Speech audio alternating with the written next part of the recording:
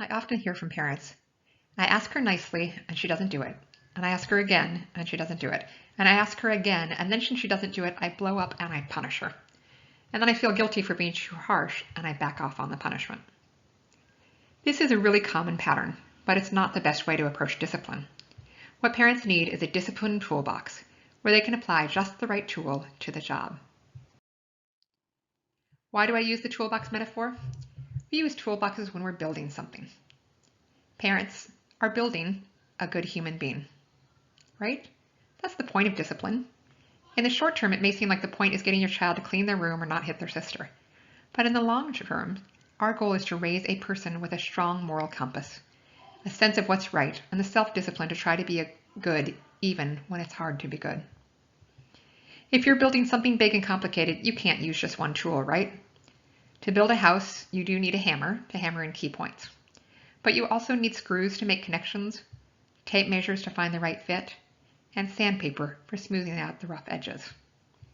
In discipline, there is a time for punishment, consequences for bad behavior, but it can't be our only tool. We need to have a whole lot of other ideas to guide our child forward to being the good person we want them to be.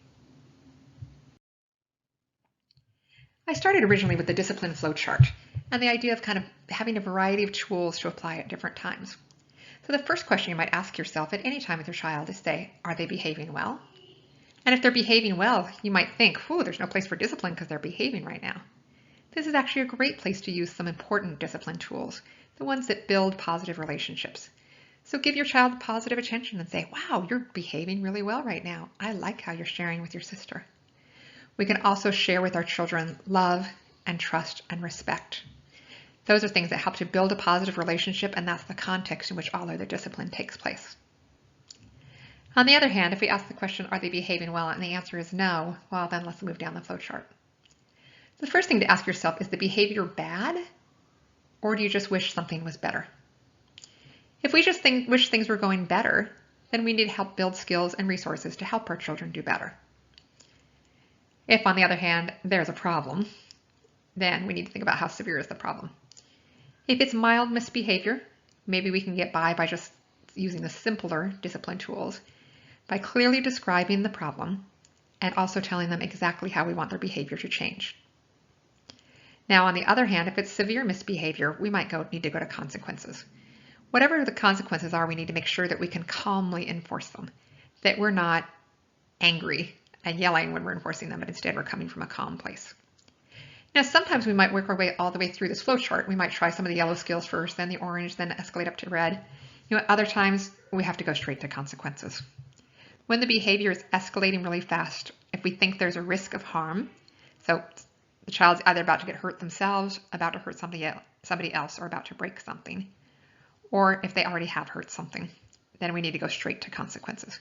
So sometimes we jump to the end of the flowchart. Okay, let's look at each of the pieces of the discipline toolbox. When your child is doing well and behaving well, then we just want to focus on the things in the green zone, right? Building a strong foundation and doing routine maintenance.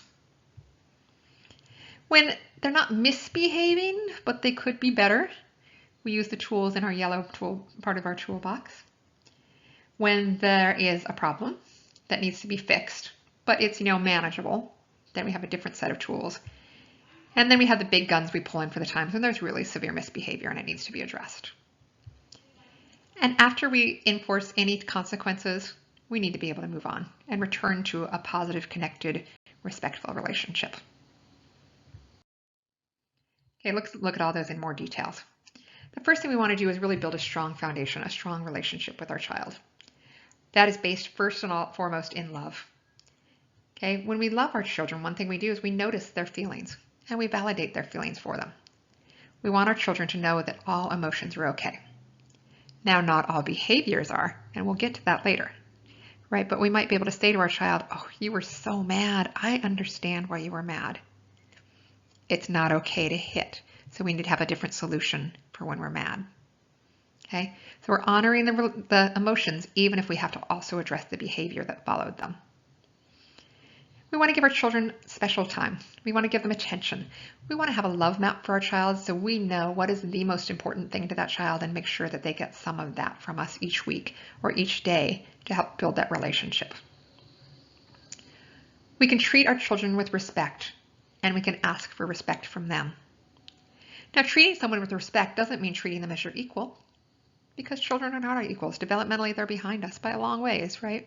But we can treat them respectfully while understanding those developmental limitations. Another key thing in a strong foundation is trust. We need to be worthy of our children's trust. One thing that means is if we promise them something, we have to follow up on it. So if I told them, as soon as I'm done with laundry, then we'll have some special time playing together, I need to follow up on that. Or at worst, I need to say, oh, I know I promised you special time and I can't, and I'm sorry. Okay? But there somehow needs to be a way that we are honoring our promises to them. We also honestly have to honor our threats, right? If we have told them, if this continues happening, then you will have a consequence. We need to have set a consequence that we're going to follow through on so they know that we're serious about it. Another key thing in a strong foundation is part of trust, and that is believing that our children want to do well.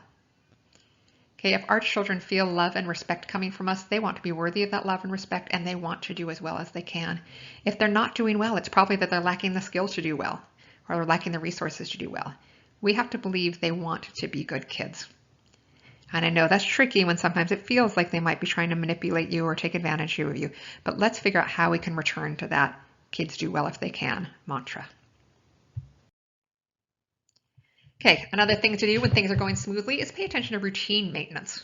We can make it easier for our kids to be good. One of the key things is making sure your child is fed and rested. Because you know what? We all do better when we're fed, we're rested, we're healthy, and we're not under too much stress. So paying attention to those basic physical requirements is a huge part of discipline. Make sure there are some yes times and yes spaces in your child's life. If they hear all day long, use your inside voice, use your inside voice, use your inside voice, at some point we have to make sure they get a chance to use their outside voice and be loud. And if they hear from us all the time, you need to sit still, you need to behave, right? We need to make sure they have some times of day where they don't have to sit still, where they can just run and play and get all that kid energy. Routines are very, very helpful for discipline. If your child just kind of knows that this is how we do things every day, it's easier for them to do them. If they know that I get up and I put on my clothes and I brush my teeth and I go downstairs for breakfast and that same thing happens every day, it's easier for them to do that every day, right? Because they understand how things work. If things are different and chaotic every day, it's super hard to figure out what they're supposed to do, and it's super hard to behave well when you don't know what behaving well looks like. Okay? One of the biggest discipline issues tends to come up around transitions, changing from one activity to the next. Okay? So leaving the house or stopping playing to eat dinner or stopping watching a movie to go to bed. Any of those transitions are special hard points for discipline. So pay extra attention to kind of how do we build routines to support those. Maybe singing songs to them, maybe making a chart that writes down the steps in the routine so they know what it is. Helping to remind them, remember every day we do this, then we do that. That helps to kind of create predictability for them. And when things are predictable, it's easier to do well. I think that clear expectations is key. A lot of times I hear parents saying to their children out in public, would you just behave? And I wonder whether that child knows what that means in that context. For example, when I first took my kids to movies or took my kids to plays, I couldn't tell them just behave because they don't know what that means in that new context, right? So we created something called theater rules. And theater rules meant that before we ever went to the thing, we said, hey, we're going to see this movie and it's going to be super cool, but let me tell you the rules. The rules are you have to sit in my lap or in Dad's lap, or you can sit in your own chair, but you can't stand up, you can't go up and down the aisles, okay? The rules are you have to be quiet all the time, unless everyone else is making noise. If everyone else is clapping, you can too. Or if everyone else was singing along, you can too. So we build that expectation ahead of time. When we arrive at the theater, we remind them of that. As the curtain's going down, or going up, we remind them again about those theater rules. All right, now we're going to move on to the tools in the yellow zone of discipline. One of the first things we may need to do is clarify the rules. Now, if your child seems to be breaking a rule, you might want to remind them what the rule is or ask them to tell you. Now, I know you might think you've told them a dozen times and they should know by now, but remember, they're still making those brain connections. They're still growing brains, so it's going to take them a little while to remember everything you tell them. So let's first make sure that they did in fact know what the rule was. We talked earlier about routines, and I think we often think about the positive routines like bedtime routines or mealtime routines that help things go well. I also think that we have unconscious and dysfunctional routines in our life. And how do you know if you have one of these? You have it if you have the same chronic problem every day. Okay, if every day you're like, I remember when I was 12 or so, every day I'd be running around the house going, where are my blue shoes? Where are my blue shoes? And my mom would say, I don't know, your brown shoes are here, let's go. And I'm like, I don't want my brown shoes. And then the next day it was, where are my brown shoes, right? I remember it being a battle every day. That was a routine we had. It was not a functional routine, right? We needed to find a better way to do that part of our morning. Sometimes in this kind of ways to improve behavior, we might want to look at a reward system. Now we want to be careful with rewards. One thing is we don't want to make something all about the reward, right? So I didn't pay my kids for good grades because getting good grades is important for other reasons, not just for the money, right? So I don't want to do it just to get the money reward at the end. Now, my kids did get rewards for good grades, but they were kind of social rewards, right? Would say, oh, yay, we got our grades, everyone's grades back today, and you guys all did really well this quarter like we knew you would. Let's all go out for ice cream. Okay? So we want to make it more about the accomplishment, a little bit less about the reward, but we still might include rewards sometimes. The other thing with rewards is to be careful about having a plan for how to use them and also how you'll fade them out. Okay? I once heard a story of someone who said that she had started to reward her child during potty training that every time he pooped in the potty, he got a Hot Wheel car. But then she kept doing that. And then she kept doing that. And then she was like 100 cars into the situation and she was still giving him a car every time he pooped in the potty. And now the problem is if she tried to stop, he would refuse to poop. And he'd go 4 or 5 days of holding it, which was leading to constipation and health problems, right? And she didn't know how to get out of it at that point. I want you to never get into that, right? At first, maybe we give the child something like a Hot Wheel car for the first time they pooped in the potty. And then maybe it's if they poop in the potty every day for 3 or 4 days. And then someday it's going to be if they can poop in the potty for a week. And someday it's going to be if they can keep their diaper dry for a week, right? There's going to be a process by which it gets harder to earn the reward, and eventually the reward fades away completely. One of my favorite tools for improving behavior is when then. So I say, when you do this, then we get to do that. And it's important that this is coming from a very positive place. When you're basically saying, there's this thing I totally trust you to do because I know you want to be good. So when you do this thing I know you'll do, then we get to do something we enjoy together. Okay? So it might be when you've brushed your teeth, then we get to read a bedtime story. Right? When you've got your shoes on, then we get to go to the park. You can also include yourself in this. You can say, when I'm done with the laundry and when you've got your shoes on, then we get to go outside. And I'm so looking forward to going outside to play with you. Okay? That's just kind of part of being a happy family together. If we all do our part, we get to be happy. We don't need consequences and rule enforcement if we're all just working together toward that same common goal. Okay? The final tool I'm going to mention in this area is the attention principle. When our children are doing well, we want to give them attention. Right? That tells them, oh, I like what you're doing now. I want to see more of that. Okay? So just remember, anytime you're seeing good behavior, to do your thank yous and do your appreciations and let them know that you like what you see. All right. I've mentioned a couple times the kids do well if they can, and also thinking about changing routines. So let's look at that in a little bit more detail. So this is from the work of Ross Green, and he talks about the idea of kids do well if they can. So I want you to think about whether there's a place in your life where you're saying won't a lot about your child. Like maybe you're saying he won't clean up his toys or she won't get ready to go when I tell her to. I want you to try this mantra. I want you to say kids do well if they can. If they aren't doing well, then what skills or resources might they be lacking? Okay, let's change our won't to can't yet. So instead of saying, why won't he clean up? Can you think, why can't he clean up his toys by himself yet? Does he know how? Does he have enough decision-making skill to figure it out? Does he have enough focus to do it? If not, how can I help him learn those things? Instead of thinking, why won't she get ready by herself? Think, why can't she get ready by herself yet? What skills is she lacking? What resources could I give her to support that? Okay. When we see a child who's just struggling to do well and like we're having a hard time believing that whole kids do well if they can, we need to spend some time being stress detectives. Figure out what their barriers are to doing well and try to remove them. Like, are they not doing well just because they're stressed? They're stressed or they're sick or they're hungry, right? What can we do to reduce those stresses? Maybe they have unmet needs. Maybe we've been super busy lately and they just haven't been getting enough attention from us and they're just trying desperately any misbehavior that will get them attention. Maybe if we can meet their needs first, we'll see the misbehavior fade away. We can also look for skills deficits and teach them the things we need to know. Now, sometimes you feel like they should already know that, right? I'm sure when I was 12, my mom was saying, how can she not keep track of her own shoes, right? But the reality was I wasn't, right? So she could have stepped back at that point and said, what can we do differently to support this? Maybe we could have had a special place the shoes got put, right? Like a shelf that we always put the shoes on that shelf. Maybe they could have reminded me, right? When I came home, oh, take your shoes off right away, put them on your shelf, right? If we found shoes anywhere else in the house, it would have been like, oh, got to put those shoes back on the shelf, right? Just that simple scaffolding task might have fixed that dysfunctional routine we were in of spending every morning searching for the shoes.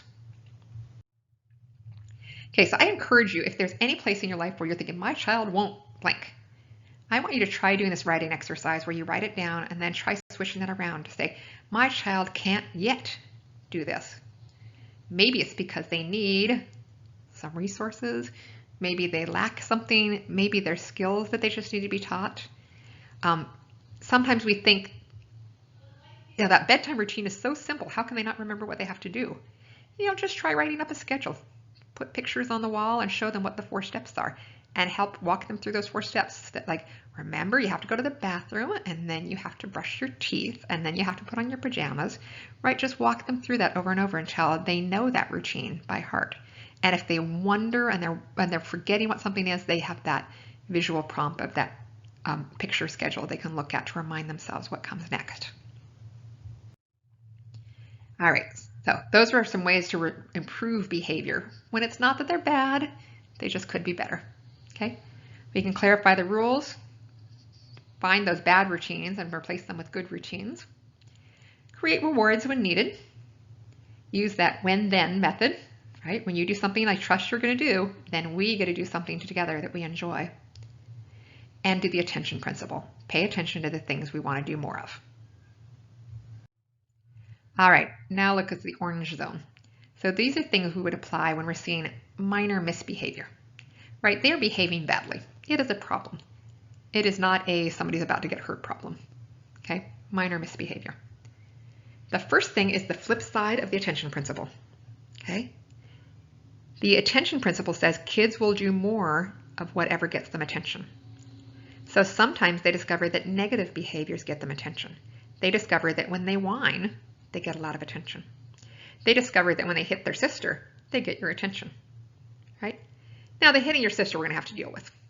But the whining, maybe I could ignore that, right? And when I ignore it, I mean just be completely blasé when they do it. They whine, they whine, they whine. You ignore them completely. Or you might look at them and say, you know what? When you use a nice voice, I'd be happy to get you some milk. And then go back to ignoring them. And when they politely say, could I please have some milk? You say, of course. Okay. Now, the trick with ignoring is don't make ignoring attention, right? Because if you're saying, I'm not listening to you till you can speak nicely to me, that's a lot of attention and a lot of energy, okay? So I want to make sure I'm not doing that. Instead, I'm being as flat as I can and as unresponsive as I can to that behavior I don't want to really see. And as soon as I see positive attention behavior, I give it a lot of positive attention, okay? For young children especially, it's important to tell them what to do. When we tell them what not to do, then they have to have the impulse control to stop themselves from doing that, and then they have to have the executive function to figure out what they should do instead. That's asking a lot of a kid under the age of 5, okay? So when I work with toddlers especially, you think about a toddler, if they are playing with a tub of water, they scoop up the water and they dump it on the floor. If you say, don't dump the water on the floor, right? A, you're stopping them from doing something that's super fun, and B, you haven't given them any other ideas for what to do. So instead you say, oh, can you use the scoop to pour the water in this bucket? Oh, good job pouring the water in the bucket, right? And you can role model it for them. You can show them how that works. Okay, we can also substitute or redirect. Substitute means giving them a different object they can use instead of what they're using. And redirect is giving them a different activity to do. Okay, so if they're throwing a hard ball inside of a house, I might give them a soft ball to throw inside of the house. Or I might say, let's go outside to throw balls. Okay, we can still throw, we just need to do it with a different object or in a different place. Or I could redirect. I could say, oh, you know what, now's not throwing time. Later on, we're gonna go outside and we'll play with the ball, but right now, how about your Duplos? And now if they're in a mood to throw and I say, look at your Duplos, it's not like they're immediately gonna put the ball down and walk over and start playing with the Duplos, right? I will probably have to help them with that transition. So I will walk over to their Duplos with them and say, oh, shall we build together? And I might build with them for a little while. And then I'll say, okay, you're having a great time building with your Duplos. I'm gonna go check on dinner. You keep building. Okay, so we have to help them make that move when we're substituting and redirecting, but they can make that move if we give them new ideas. If we just said, don't throw, they wouldn't have moved on to playing with Duplos, right? Another important tool with minor misbehavior is to give choices, okay? Do you want to do this or that, right? I'm not offering the thing that I don't want them to do. I'm going to offer them choices between the positive things they could do at this time. So if I don't want them to throw, it might be, instead of throwing, I might say, hey, would you like to play with your Duplos or do you want to have a snack now? Okay, I've given them positive choices to make of what you do. Okay, there's a lot of times, and I know I'm guilty of this, that I don't even connect with my kid before I give them a command, right? I yell from downstairs, okay, your screen time's almost up, right? And I'm busy and I figure that's good enough, right? And then I come up a few minutes later and he tells me, I didn't hear you, I didn't hear you. And now I don't know.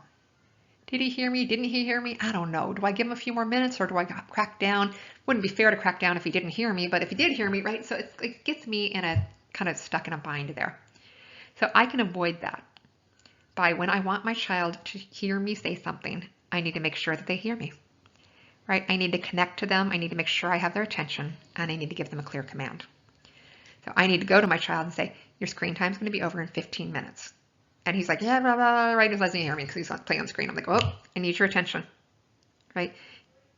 Got your attention? Okay, screen time's going to be over in 15 minutes. And he's like, yeah. No, what did I just say? He's like, screen time's going to be over in 15 minutes. Exactly, thank you. Right now I know he's heard me. Now I know he knows exactly what he's supposed to do. When I come up 15 minutes later, I feel like I can really stick to that. No, we said it was going to be done and I know you heard me, right? Okay, a big thing for minor misbehavior is natural consequences. A natural consequence is when you let a mistake happen. Okay, if your child has a toy he likes, but he's playing with it really rough, often we protect them from that mistake, right? We say, oh, don't do that, you're going to break it. Don't do that, you're going to break it. And we take it away from them.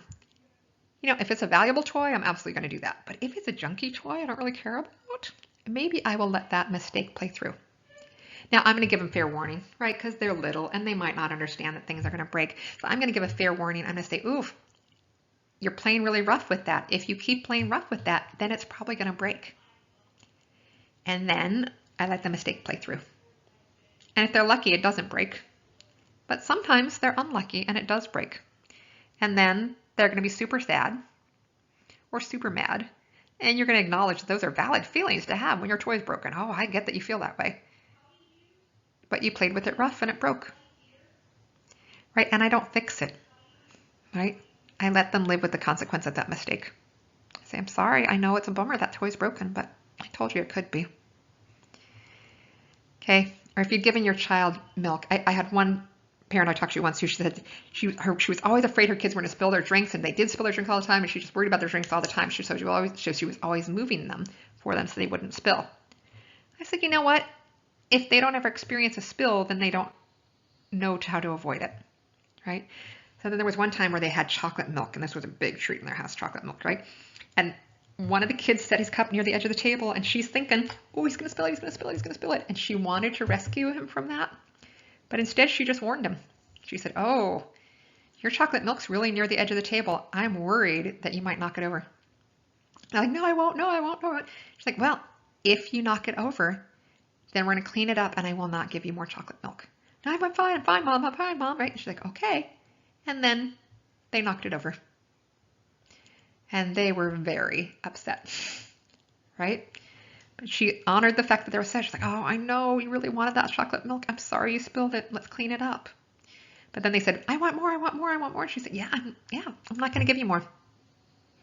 I told you you had to be careful. And I told you if you spilled it, I would not give you more. So I'm sorry you're sad, but there's no more chocolate milk today. Okay, that's letting them experience the natural consequences and live with those consequences without rescuing them. That's going to help that child to learn not to make that mistake again. All right, remember I said sometimes all the nice ways of asking didn't work and we need to move on to consequences. Okay.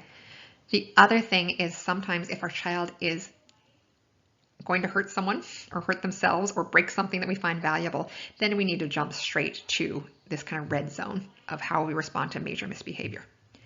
One of the big options is timeout, and I want to be a little loose about the words timeout here. I don't just mean timeout of putting the child alone in a corner for a few minutes. That can work for some kids and some families. I do have advice on my blog at Good Days with Kids about how to do a timeout if that's what works for your family. I found for me it did work for my second child, but for my first and my third, the effort of trying to send them to a room or send them away to the corner or whatever to do the timeout would escalate something that had been a minor problem, would escalate it to a knockdown, drag out fight. It would just be huge, right? Timeout only made it worse for them. So I did not follow that mode of timeout, but I did do a different mode. I did what I call remove. Remove means either I remove the problem situation from the child, or I remove the child from the problem situation. Okay. My youngest had a tendency to bite and hit, and so he just needed to know that that was never okay, and he needed to know that when he bit or hit, we would immediately leave whatever situation we were in. Okay, so if we were at the park or we were at a class or we were at a birthday party, it didn't matter. If he bit or hit, I would pick him up and I would carry him out. Now, if he was 2 years old, I'd pick him out and I'd carry him out for 2 minutes. Right? 2 years old, 2 minutes consequence, then we'd be back. If he was like 6 or 7 and he did something bad, we would have to leave for longer, right? The older kid is going to have a longer, bigger consequence, right? But that removing him from the situation was the best thing for him. Now notice for him that wasn't timeout where I was sending him away because that didn't work, but I had to go with him. But if I removed him, that would work. Or sometimes we remove the situation, right? If screen time violations are becoming a big deal, we can just put away the screen for a while, right? And the first time you violate the rules, you get a short consequence. The second time you violate it, you get a longer consequence. My 8-year-old was having problems with cheating and using YouTube when he wasn't supposed to.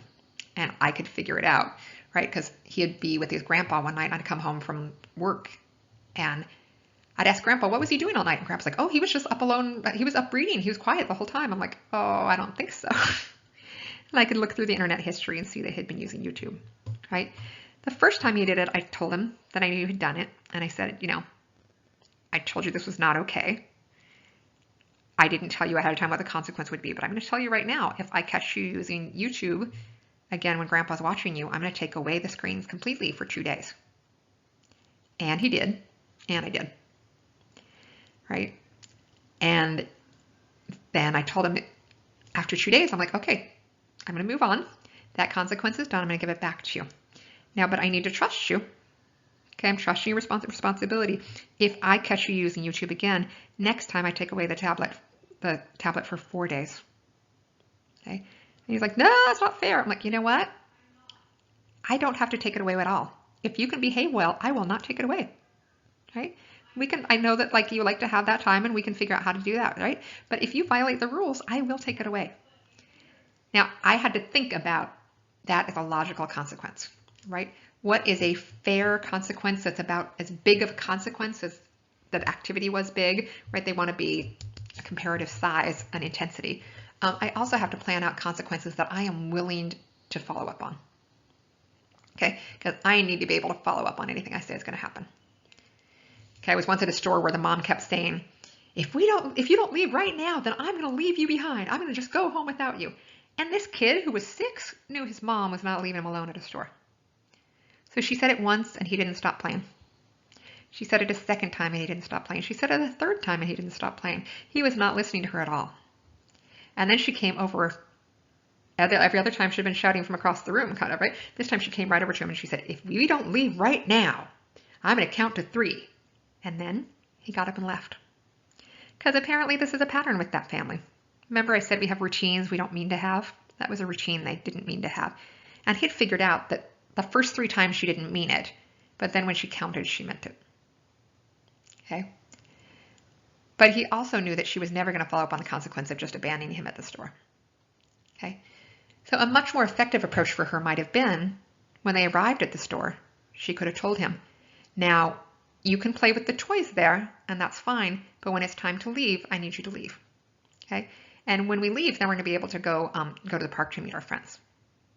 Right? So they set up those expectations ahead of time. That's the green zone of discipline. Right? Then, when you get in there, you remind him of that. You give him fair warning of the transition. Like you say, oh, I'm about to go pay for the things. That means I'm going to need you to be finished in 5 minutes. Okay? And then we're going to go. And then when she finished paying, she would say, okay, I told you that when I was done paying, we would leave. Let's leave. And when you leave, then we get to go to the park to meet with friends, right? So she's using a when then. So expectations, reminders, warnings of transitions, when then, right? She's done all these steps. Now he's still not leaving. That's when we go up to an if then on a logical consequence. If you don't leave right now, then we're not going to be able to meet with our friends for like 15 minutes. Okay? So if you leave right now, we'll go straight to the park and we'll see our friends right away. If you don't leave right now, then we're going to sit in the parking lot for 15 minutes and then we'll go meet our friends. Right? So that's a clear, fair, logical consequence to his misbehavior if he chooses not to go when she tells him to go. Whatever our consequences are, we need to make sure we've thought about what our consequences will be. And if I can't figure it out right now because I'm so upset right now, I'm going to say, whew, there will be consequences. I will talk about this later when I'm calm. Okay, because I impose consequences when I'm angry. They can often be revenge more than their consequences. Okay, I need to get myself to a place of calm. And also, if I'm doing consequences from anger, I'm teaching my children that anger and power are more important than calm and discipline, right? So I need to wait till I'm calm, and then I come back and I say, okay, what you did was not okay, right? You know what the rules are, and you know that that violated the rules. So here's what the consequences are going to be. And then I need to follow through on those. Now, I get that sometimes it gets hard for us as parents to be calm. If you're having a hard time because your kid's just in a tricky period, and we all have those periods with our kids, there's always tricky times, right? When things are feeling really hard for you, this last point on for major misbehavior is actually for you. It's for you to seek out support from other parents, to seek out advice from a parent educator, seek out advice from a counselor, seek out information on the internet, look for books, right? Find new ideas. Because if you're getting angry at your child and you're imposing consequences that are born from anger, that's not working toward our goal of building a good human being. Okay, so we need to figure out how to get ourselves back to calm, and how do we think about we should be using consequences to help them to learn, and help them to learn better impulse control, and help them learn how to be better. And so I need to figure out how to reach toward that long-term goal, even in the short-term craziness of it all. Okay, the last step of our discipline toolbox is to move on. Okay, if I imposed a consequence when it's complete, then I need to move on and not kind of keep saying, remember, I told you so, right? Let it go. When their behavior improves, give positive attention. Feed that side, right? Don't feed the bad behavior monster, feed the good behavior. Reconnect to your child, return to respect and a positive mutual relationship where you can go back to that kind of green zone, right? Of love, attention, respect. Okay, just keeping that foundation strong.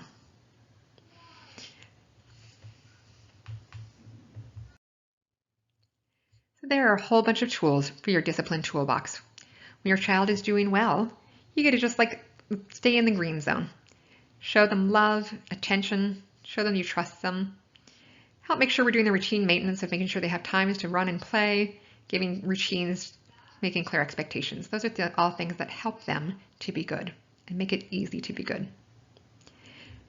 When their behavior is not bad, but not perfect, we want to think about ways to improve that behavior through clarifying the rules, developing new routines or reward systems, using that when-then. When you do this positive thing, then we get to do stuff together, and giving positive attention to anything you want to see more of. When we see minor misbehavior that we'd like to fix, think, is it minor enough I could ignore it? If I want to see them do better, instead of telling what not to do, I'm going to tell them what to do, right? Give them really clear suggestions for what they could be doing instead. If I want their behavior to improve, I first have to connect with them and give them a clear command so they know exactly what it is I'm asking of them.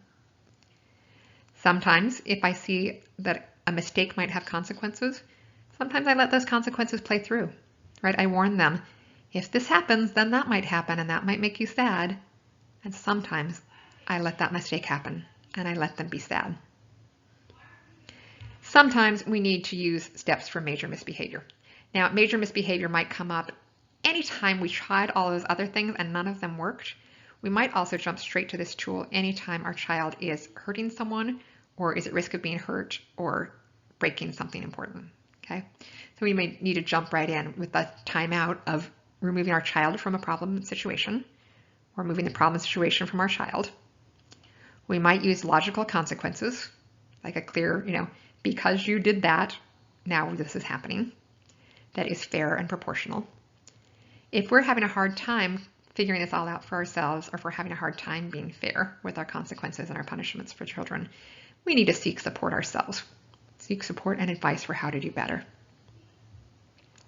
And after we impose consequences, or anytime our child's behavior is improved, we need to move on. Go back to the green zone, reconnect, respect, give your child positive, loving attention. To learn more about all of these tools and more examples of how to apply them, go to my blog, which is www.gooddayswithkids.com.